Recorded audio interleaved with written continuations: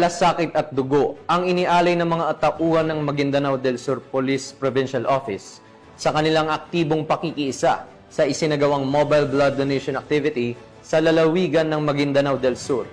Yan ang balitang hatid ni Patrolwoman Judy Ann Alibo.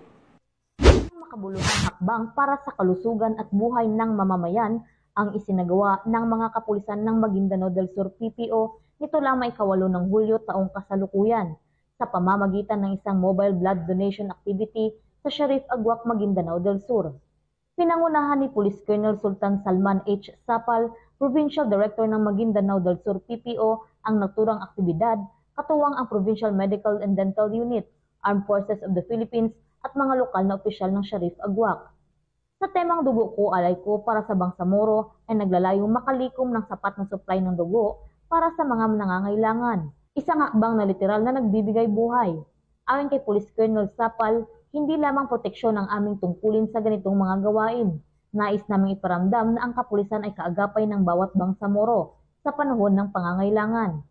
Ang ganitong inisyatiba ay hindi lamang nagbibigay pag-asa sa mga pasyente, kundi nagtatanim din ng kamalayan at inspirasyon sa buong komunidad na sa pagbabahagi ng dugo, isang buhay ang nabibigyan ng pag-asa. Mula rito sa Police Provincial Office ng Maguindanao del Sur, ako ang inyong PNN correspondent, Patrolwoman Judy Ann Alibo, alagad ng batas, tagataguyod ng Balitang Pulis.